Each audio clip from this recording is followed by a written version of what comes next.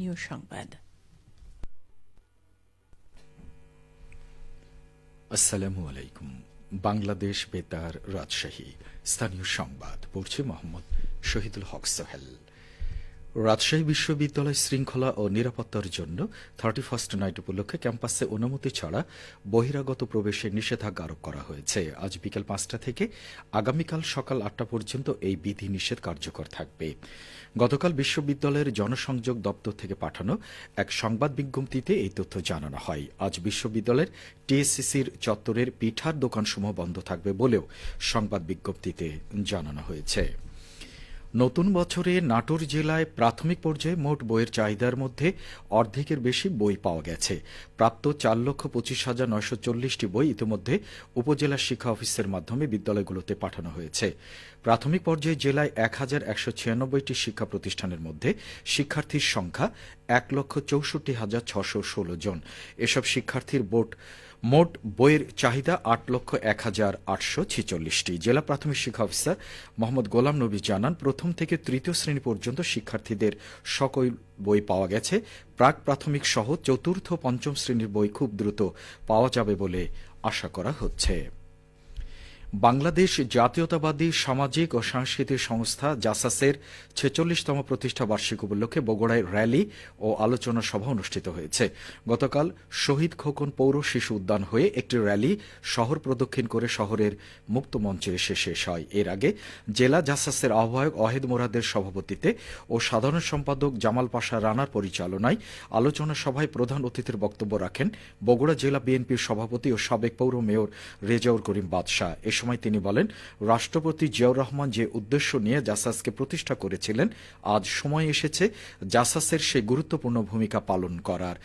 সকল দেশপ্রেমিক ও জাতীয়তাবাদী শক্তি ও ইসলামী শক্তি ঐক্যবদ্ধ হয়ে স্বাধীনতা সার্বভৌমত্বকে রক্ষা করতে হবে। অনুষ্ঠানে জাসাসের জেলা ও উপজেলা এবং পৌর কমিটির নেতৃবৃন্দ উপস্থিত ছিলেন।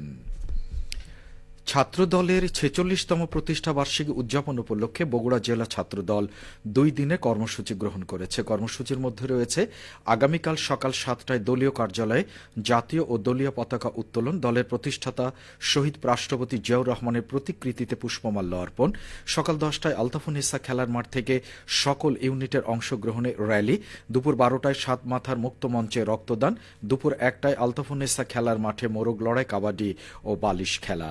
2রা জানুয়ারি সকাল 10:30টায় সরকারি আজিজুল হক কলেজ বনাম সরকারি শাহ সুলতান কলেজ মধ্যকার ফুটবল খেলা এবং সন্ধে 6টায় পুরস্কার বিতরণী অনুষ্ঠান অনুষ্ঠিত হবে। এছাড়াও জুলাই আগস্ট আন্দোলনে আহতদের চিকিৎসার জন্য আর্থিক অনুদান প্রদান, সাবেক ছাত্র নেতাদের সম্মাননা প্রদান এবং মনোজ্ঞ সাংস্কৃতিক অনুষ্ঠান অনুষ্ঠিত হবে।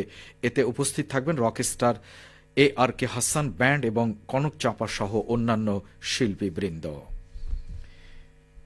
পাবনার ঈশ্বরদী পৌরসভার সাবেক মেয়র ও উপজেলা আওয়ামী লীগের সাধারণ সম্পাদক আবুল কালাম আজাদ মিন্টুকে গ্রেপ্তার করা হয়েছে। গতকাল বিকেলে রাজধানী ঢাকার ফার্মগেট এলাকা থেকে তাকে গ্রেপ্তার করে তেজগাঁও থানা পুলিশ। বিষয়টি নিশ্চিত করে তেজগাঁও থানার ওসি মোবারক হোসেন জানান, মিন্টুকে ফার্মগেট এলাকায় স্থানীয়রা আটক করে রাখে। খবর পেয়ে পুলিশ গিয়ে তাকে গ্রেপ্তার করে থানায় নিয়ে আসে। তার বিরুদ্ধে ঈশ্বরদী থানায় মামলা রয়েছে।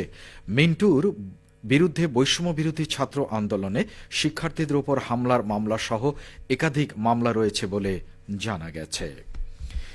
নওগাঁর মান্দা, পত্নীতলা ও পোরশায় স্থানীয় উপজেলা প্রশাসনের উদ্যোগে শীতবস্ত্র বিতরণ করা হয়েছে। গতকাল মান্দার প্রসাদপুর বাজারে কর্মসূচির উদ্বোধন করেন জেলা প্রশাসক মোহাম্মদ আব্দুল আওয়াল।